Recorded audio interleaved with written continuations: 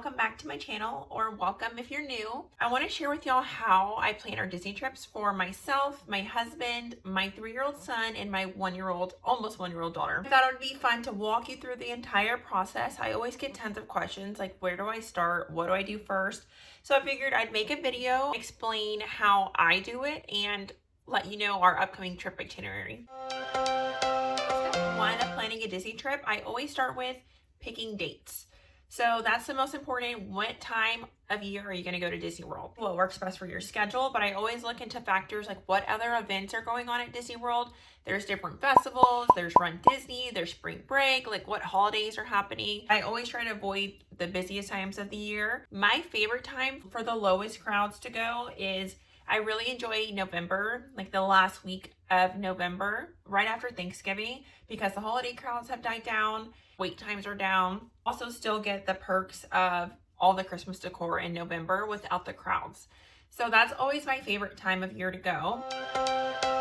Step 2, and my favorite step of the whole Disney planning process, is picking our resort hotel. That depends on who's coming on the trip. Is this an adult trip with just me and my husband? Is it just me, my husband, and my 3-year-old? Or is it the whole family with my 1-year-old daughter as well?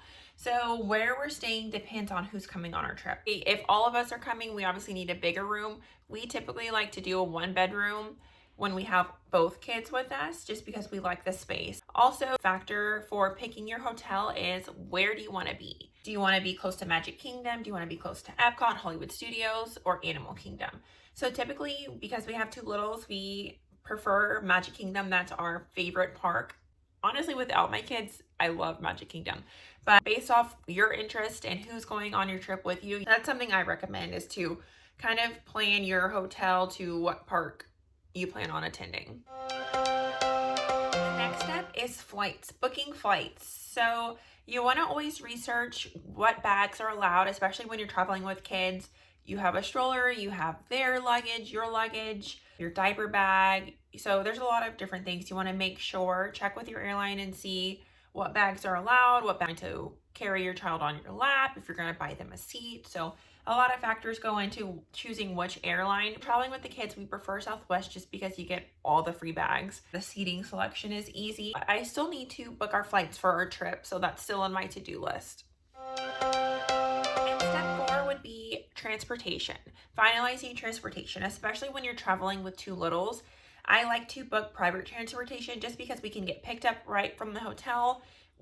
And get dropped off right directly at our hotel. We don't have to worry about making a bunch of stops. If my daughter needs a nap, I don't have to wait on an hour-long bus ride to our resort, making a lot of different stops at the other hotels. So definitely look into that. On this trip, I'm trying a new transportation company, so I'm excited to try them and let y'all know what I think. When it's me and my husband, we have taken an Uber or a taxi. When it's just us 2, when we don't need car seats or anything like that.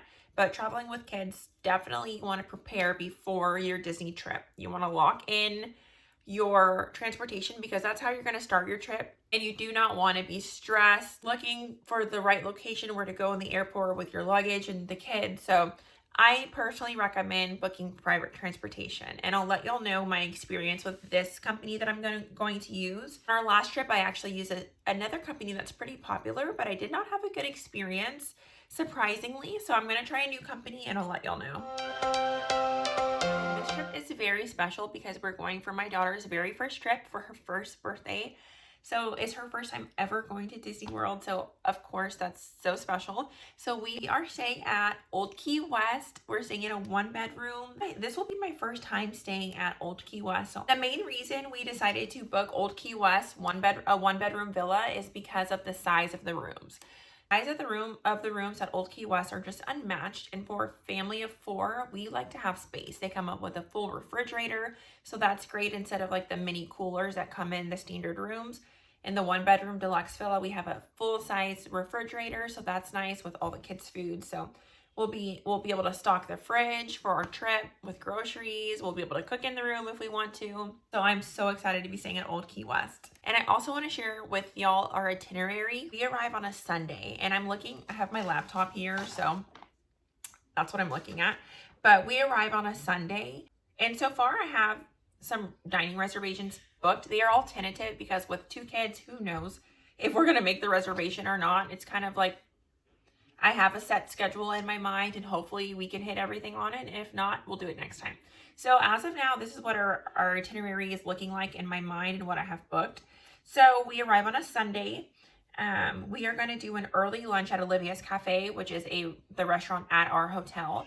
On our arrival day with 2 kids, I want to take it easy and enjoy the resort. Be able to eat at the resort restaurant, walk around, go see the pool and the beach area with the kids. So I really want to take it easy on our arrival day and kind of keep it open. So we get there, if my daughter needs to take a nap, we can do that and then head out for the night. So that's our plans for day 1. Today is a Monday. We are headed to Magic Kingdom. I'm so excited. This is my daughter's first time at Magic Kingdom. So we are headed to Magic Kingdom. We have a breakfast reservation at 10 o'clock at Be Our Guest, which is another first for us. We have not done it. I kind of wanted to find a restaurant that my son would be into as well. I don't think he would be too into Cinderella's Royal Table, but don't wait, that's coming. Just not on her first birthday, but I cannot wait to do that reservation. I've done it myself like 2 times. So I cannot wait until my daughter's old enough to like know who the princesses are and do that whole princess experience. But for this trip, we're going to do Be Our Guest. I love Beauty and the Beast and I love Belle. So it's a treat for both of us. You hear my kids screaming. My husband is home and he's watching them and he roughhouses with them so much. So if you hear them screaming, they are taken care of. My husband is roughhousing with them. So our next day, we are headed to Epcot. I have a lunch reservation at Coral Reef, another restaurant that we have not been to, but I was trying to think of a restaurant that both my kids would be into. They both love the aquarium and Coral Reef. I'll insert some photos, but it's like an indoor aquarium restaurant. So I think both of them will enjoy that. As far as Epcot goes, we can kind of snack throughout the day. There's a bunch of different booths. While we're there, it is Festival of the Arts, so I'm super excited. We've been to the Festival of the Arts before, so I'm looking forward to that. And of course, getting to ride Guardians. That's always why I'm going to Epcot.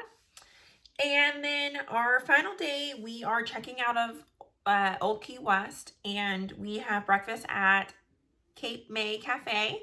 It's a Minnie and Friends character dining, so I'm so excited for my daughter, her first character dining. Right now I have a pretty early reservation, so I'm just going to keep checking to find a reservation time that works best for us. Right now it's pretty early, but I'll keep that for now. And I wanted to tell y'all a tip for dining reservations. So say you're really trying to get a reservation, don't let it ruin your trip or get you down. Check mousedining.com. I'll link it below, but it's a website that you can go in and put in your requests for your dining reservations, and they automatically send you reservations once your time becomes available. So if it's a really popular restaurant or a certain time you're not able to get, don't worry, keep checking.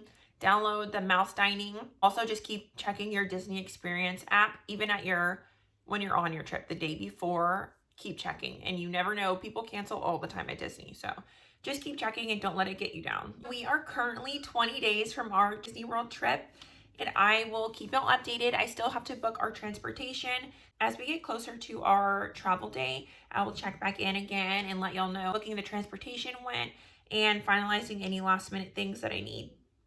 Hey guys, I just wanted to check back in with y'all. We are 10 days out from our trip. I cannot believe it. The time is going by so fast, but I wanted to check in because we got everything finalized. We booked our flights and our private transportation, so I'm so excited about that. If you like this video or you found it helpful, please give it a thumbs up and subscribe. We have so much Disney content coming. How many more days into your next Disney trip? Let me know below. And the last step before we head to Disney World is packing. So I'm about to start a pack with me for Disney World video, so be sure to subscribe so you don't miss that. Thanks for watching, and I'll see y'all in the next one. Bye.